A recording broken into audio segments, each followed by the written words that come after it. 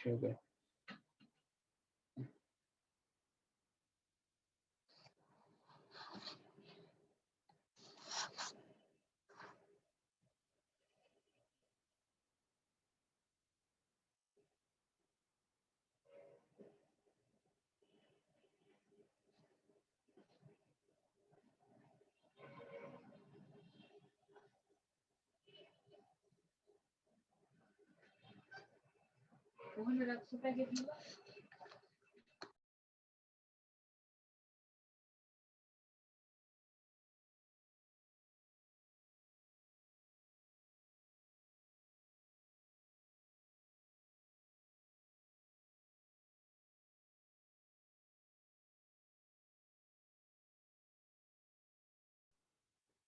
Hello. হ্যাঁ জি sir, শুরু করতে পারেন। হ্যাঁ, আমাদের এক্সারসাইজ এটা যেটা হচ্ছে যে আমাদের এই সেকেন্ড পার্ট থেকে আসলে আমাদের আগে কখনো এআই ল্যাবে অ্যাসাইনমেন্ট দেওয়া হয় নাই। এবার ফার্স্ট। সো আমরা অলমোস্ট থিওরি কোর্সে যে টপিকগুলো কভার করছি, আমাদের প্রবাবিলিটি, তারপর বেসনেট, তারপর হিডেন মার্কআপ মডেল। সো লাস্টের আমাদের দুই তিনটা লেকচার ছিল হিডেন মার্কআপ মডেলের উপর। সো এক্স্যাক্টলি আমরা ওইখানে যে এক্সাম্পল গুলো দেখছি ওইটা থেকে এই প্রবলেমটা, এবং এটা আমাদের স্লাইডেও আসলে এরকম একটা প্রবলেম ছিল। সো এখানে প্রবলেমটা এটা যেটা হচ্ছে যে আমরা প্রবলেমটার নাম হচ্ছে ক্যাচিং দ্য গোস্ট। ঠিক আছে, সো যদি আমরা সিনারিওটা একটু এক্সপ্লেন করি। সো এখানে আমরা যেটা দিছি প্রবলেমটা, an invisible ghost takes a shelter in your room. So you are also passing good time with him or her during daytime. Since the ghost is creating problems at night time by making weird noise, you prefer to catch him or her. ঠিক আছে, এখন একটা গোস্টকে আমাদের catch করতে হবে যেটা invisible. প্রবলেমটা হচ্ছে এটা। সো আমরা আমাদের ডাটা স্পেসটাকে চিন্তা করব একটা গ্রিড।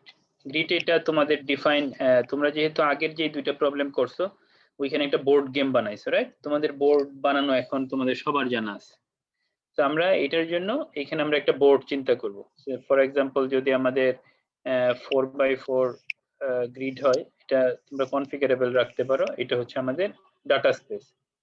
সো এই একটা রুমের মধ্যে আমাদের একটা ইনভিজিবল গোস্ট আছে, কোথায় আছে আমরা জানি না।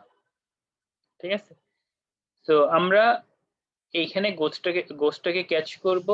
আমাদের একটা অবজারভেশন থাকতে হবে এবং গোস্টও সারাক্ষণ মুভ করে। তো আমাদের ধরো যদি গোস্ট এখানে থাকে, গোস্ট এখানে যেতে পারে, এখানে যেতে পারে, এখানে যেতে পারে, এখানে যেতে পারে, অথবা এখানে যেতে পারে, এগুলোতে যেতে পারে। তো গোস্ট সারাক্ষণ মুভ করতে থাকবে অথবা নিজের কারেন্ট পজিশনে স্টে করতে পারে।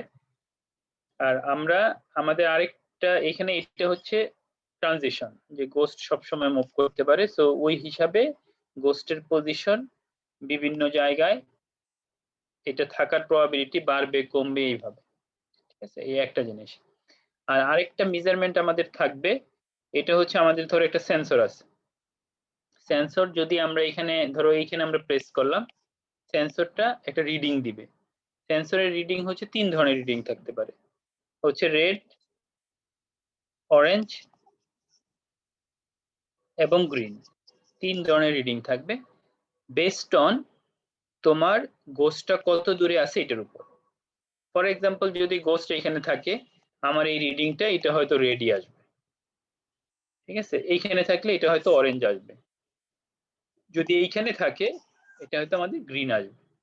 ঠিক আছে, বেসড অন দ্য ডিস্টেন্স এই আমাদের যে সেন্সর রিডিং, এই অবজারভেশন, এটা আমাদের বিভিন্ন রিডিং দিবে। তো এই দুটোর উপর ভিত্তি করে আমরা গোস্টটাকে লোকেট করব।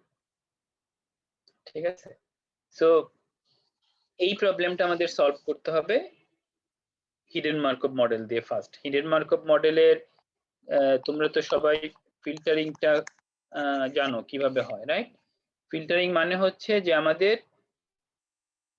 দুইটা টাস্ক করতে হয়। একটা হচ্ছে উইথ রেসপেক্ট টু ট্রানজিশন, মানে ট্রানজিশন যে প্রবাবিলিটি ডিস্ট্রিবিউশন থাকে, যে আমাদের পি এক্স টি given xt minus 1, এই প্রবাবিলিটি ডিস্ট্রিবিউশনের উপর ভিত্তি করে আমাদের স্টেটের সমস্ত ভ্যালুগুলো আপডেট করতে হয়। আরেকটা হচ্ছে অবজারভেশনের উপর ভিত্তি করেও আমাদের এই স্টেটগুলোর প্রবাবিলিটি চেঞ্জ হবে। ঠিক আছে, তো এই দুইটার উপর ভিত্তি করে আমরা আমাদের যে স্টেট স্পেস আছে, আমাদের এই স্টেট স্পেসের বিভিন্ন সেলের ভ্যালুগুলো চেঞ্জ হবে। ঠিক আছে, তো আমাদের যদি এই প্রবলেমটা আমরা বলি যে আমরা যদি মডেল করতে চাই, কিভাবে আসলে মডেল করব হচ্ছে একটা ইনিশিয়াল প্রবাবিলিটি থাকবে। তো আমাদের যে গ্রিড সেলটা দেয়া আছে, আমরা এটা ধরতে পারি 9/9 অথবা ধরো 15/15। সো ইনিশিয়ালি আমরা একটা ইনিশিয়াল প্রবাবিলিটি দিয়ে দিতে পারি, ধরো px1।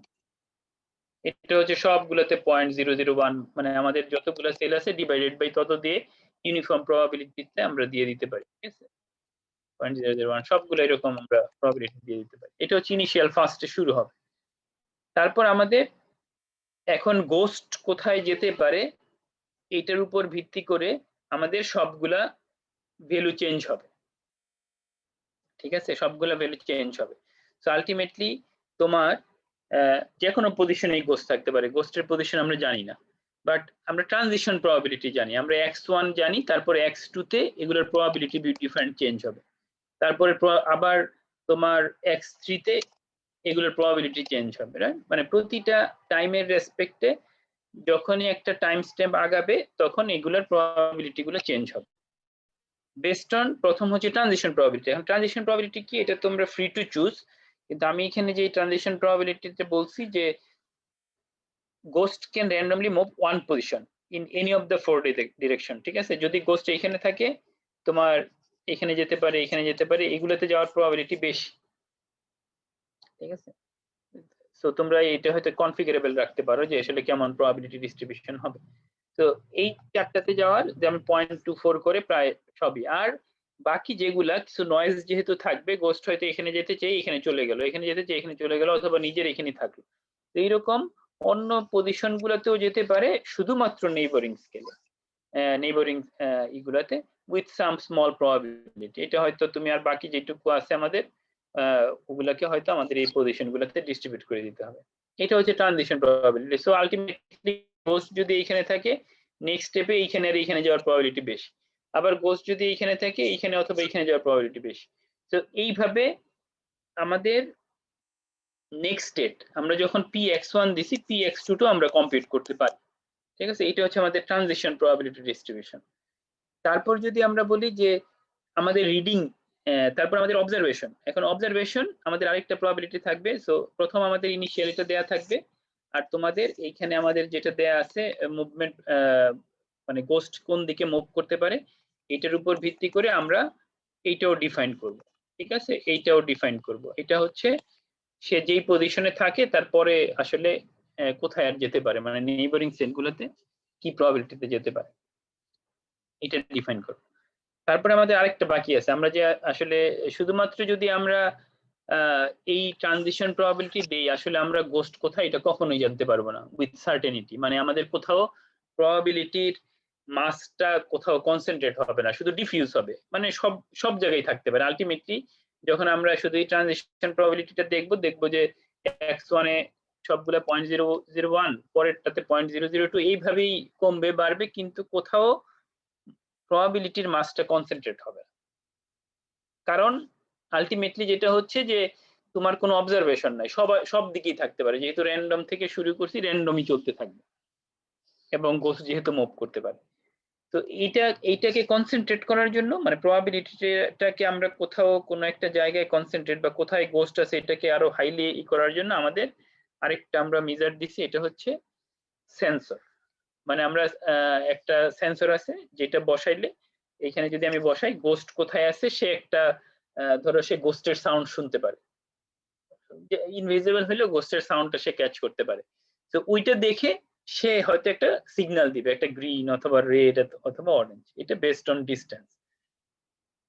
এখন এইটার জন্য, এটাকে মডেল করার জন্য আমাদের আসলে আরেকটা প্রবাবিলিটি ডিস্ট্রিবিউশন লাগবে, এটা হচ্ছে এটা। এটা কি, এখানে হচ্ছে তোমার যে কোনো একটা পজিশনে, ধরো এক্স পজিশনে গোস্ট আছে, এই পজিশনে একটা গোস্ট, মানে সব পজিশনের জন্য এটা একটা লাগবে। আমার যদি এই পজিশনে গোস্ট থাকে, তাহলে ধরো এইখানে সেল, ধরো এই সেলটাতে রেড হওয়ার প্রবাবিলিটি কত, এই সেলটাতে গ্রিন হওয়ার প্রবাবিলিটি কত, এই সেলটাতে অরেঞ্জ হওয়ার প্রবাবিলিটি কত, এইটা আমাদের এখানে কমপ্লিট করতে লাগবে। ঠিক আছে, এইটা আমরা ধরবো, এটা ডিসটেন্স দিয়ে তোমরা যেমন ম্যানহাটন ডিসটেন্স আমরা করবো যে কোনো একটা পজিশন থেকে সবগুলোর তো আমরা কমপ্লিট করে জানি ডিসটেন্স কত।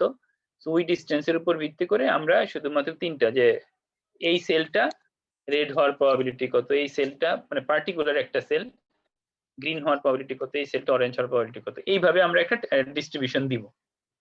ঠিক আছে, এখন যখন আমরা এই ডিস্ট্রিবিউশনটা পেয়ে যাব, এখন এগুলো তো আমাদের গিভেন। এখন গিভেন, এখন আমাদের কি করতে হবে, আমাদের প্রবলেমটা, আমরা এখানে যাই,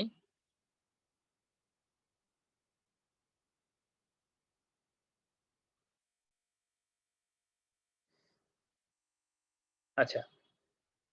সো এই আপাতত এই প্রবলেমটা বোঝা গেছে। এখন কোশ্চেন মানে এই পর্যন্ত কোনো প্রবলেম আছে কিনা, মানে এটা হচ্ছে আমাদের প্রবলেম স্পেসিফিকেশন, তারপর কি করতে হবে এটা আমি বলতেছি।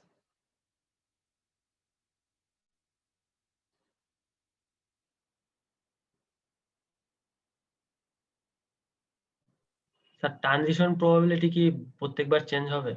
না, যেহেতু ট্রানজিশন পোস্টেড প্রবাবিলিটি পজিশন একটা ডিফাইন করে দিবা, শেষ। মানে সবগুলোর তো পজিশন চারপাশে একই রকম, রাইট? এটা সব দিকে একই ভাবে যেতে পারবে, এটা চেঞ্জ হবে না। ট্রানজিশন প্রবাবিলিটি সবসময় একই থাকবে, আসলে প্রবাবিলিটি ডিস্ট্রিবিউশন তো চেঞ্জ হবে না।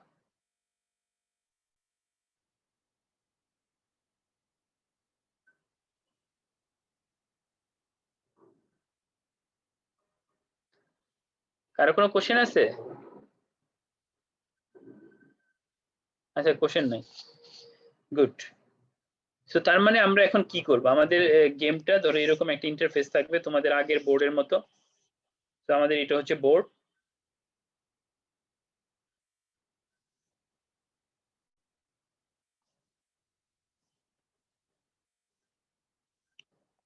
এখানে ইনিশিয়ালি প্রবাবিলিটি গুলো দিবে। এখানে হয়তো আমরা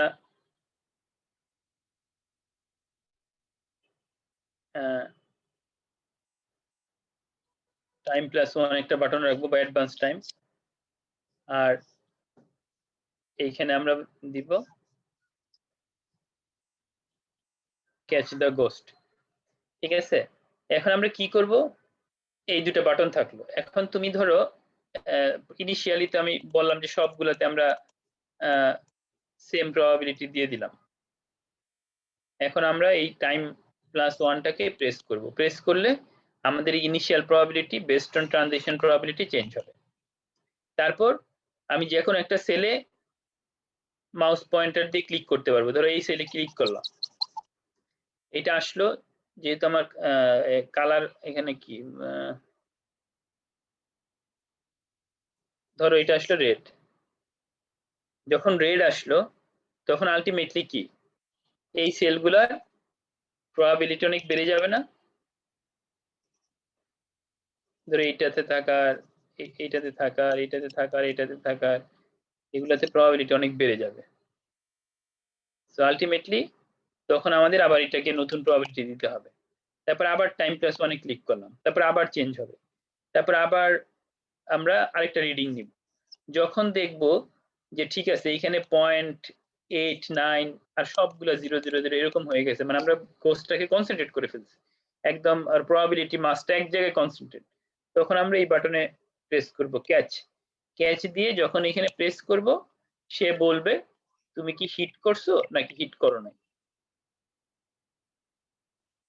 মানে যখন তুমি সার্টেন যে এখন আমি এটাকে গোস্টটাকে ক্যাচ করতে পারবো, তখন তুমি এটাকে বাটনে প্রেস করলে এইখান থেকে গোস্টটা ক্যাচ করবে। বুঝতে পারছো?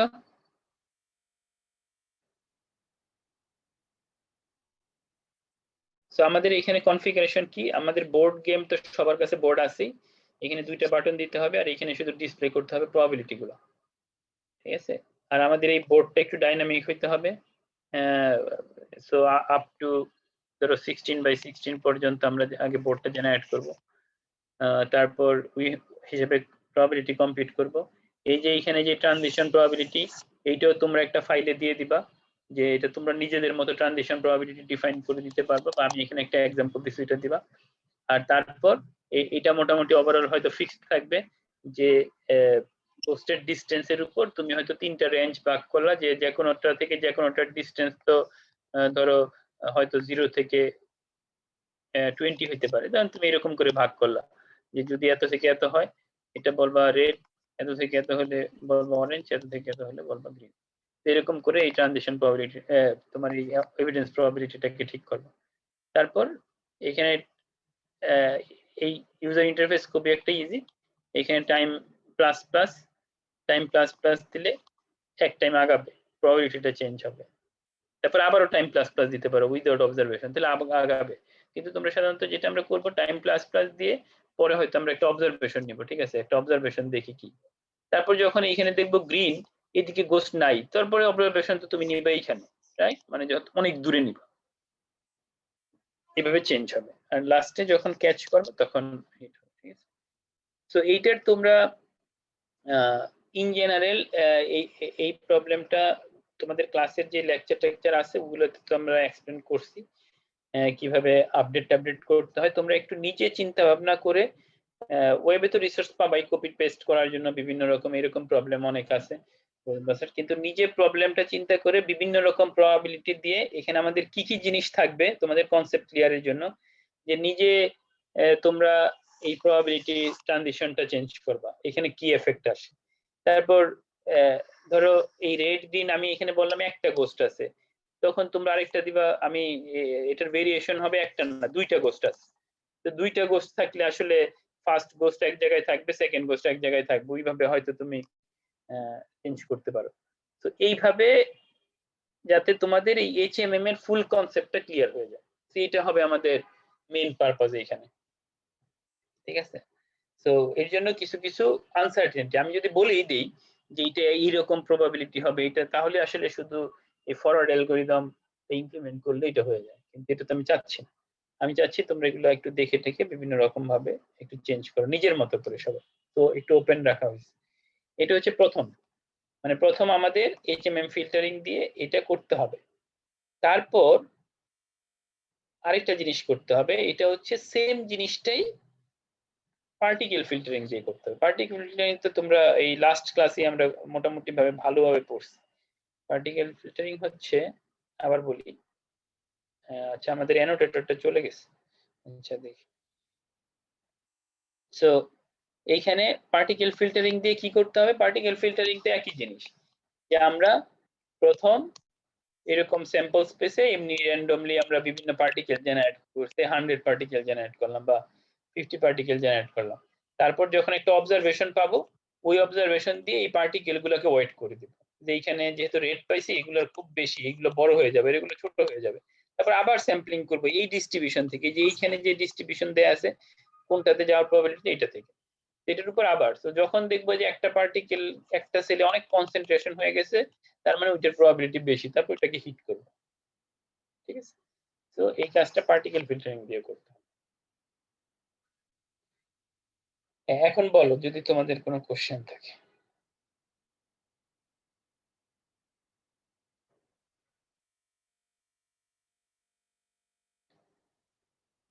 স্যার এটা কি একটা ঘোস্টের জন্য, মানে একটা ঘোস্টের জন্য নাকি স্যার মাল্টিপল ঘোস্ট হইতে পারে? হ্যাঁ, আর এটা আমি যেটা বললাম যে প্রথম মানে একদম স্টেপ বাই স্টেপ যাবা, প্রথম একটা গোস্টের জন্যই করবে, তারপর একটা গোস্টকে ক্যাচ করবা, তারপর তুমি এখানে তোমাদের এটা যদি ডাইনামিক এক একজন করতে পারো, নাম্বার অফ গোস্ট বাড়ায় দিবা 2 or 3 গোস্ট, তখন লাইক প্যাকম্যানের মতো হইতে পারে, কে জানে।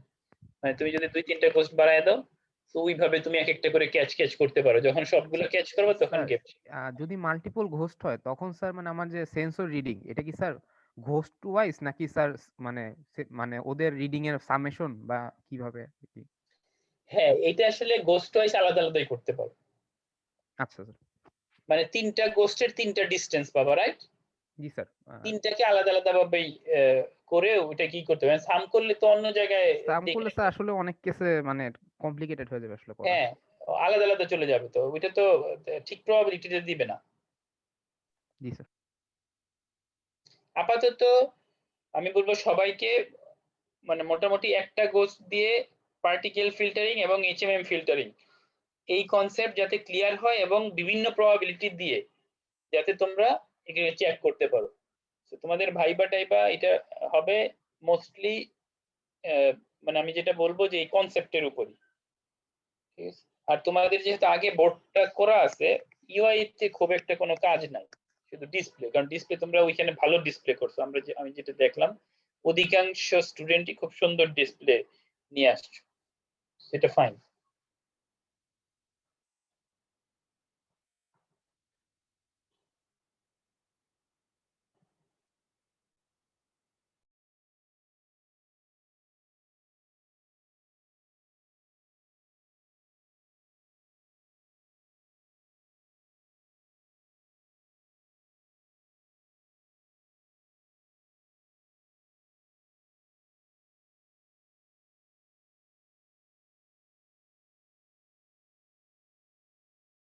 হ্যাঁ, তোমাদের কি কোনো কোশ্চেন আছে?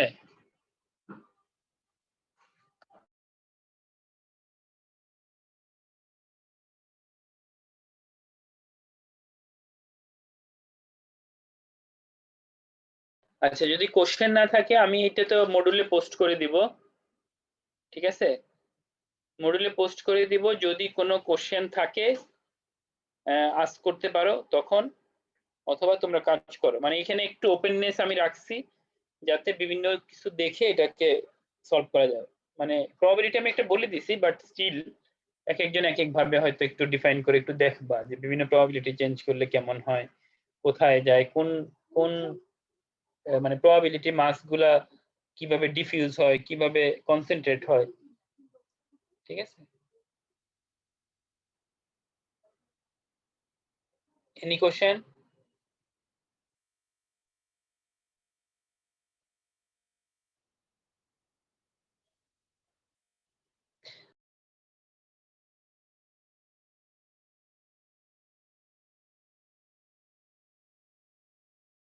অর্ক, আমাদের প্ল্যান কি এখন বলো তো একটু, যে কবে কি দেখবে বা এটা কবে দেখবো, তারপর ভাইবা কবে, এরকম আমাদের প্ল্যানটা কি? এইটার সাবমিশন তো স্যার আরো অ্যারাউন্ড 2 সপ্তাহ পরে, মানে সামনের 2 সপ্তাহ তো আমরা সিএসপি এর অফলাইন ইভালুয়েট করব। তো এই মানে কারেন্ট সপ্তাহ প্লাস সামনের 2 সপ্তাহ ওরা হচ্ছে এটা করার জন্য টাইম পাবে। তারপর হচ্ছে এইটার ইভালুয়েশন হবে তারপরের 2 সপ্তাহ।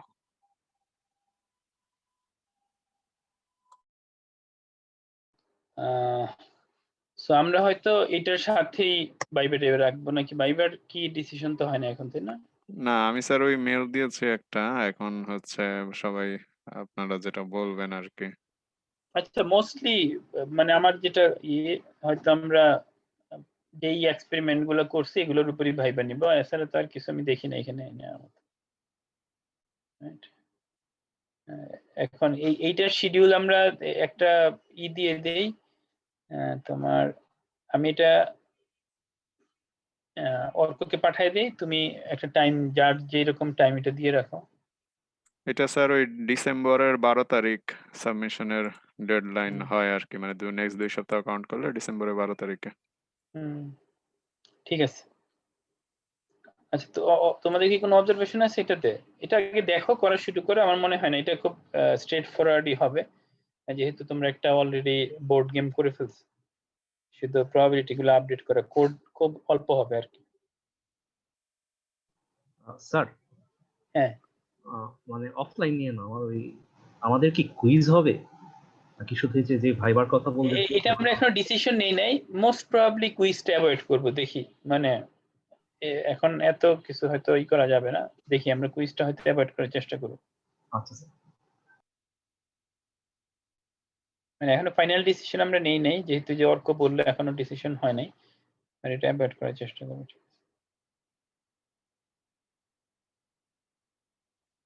আচ্ছা, আচ্ছা, ঠিক আছে। আমি তাহলে রেকর্ডিং তাহলে স্টপ করে দিচ্ছি। হ্যাঁ, রেকর্ডিং স্টপ। আমি তোমাকে মেল করে দিচ্ছি, তুমি যেইভাবে যাদের ডেডলাইন ওইভাবে সেট করে দিও আর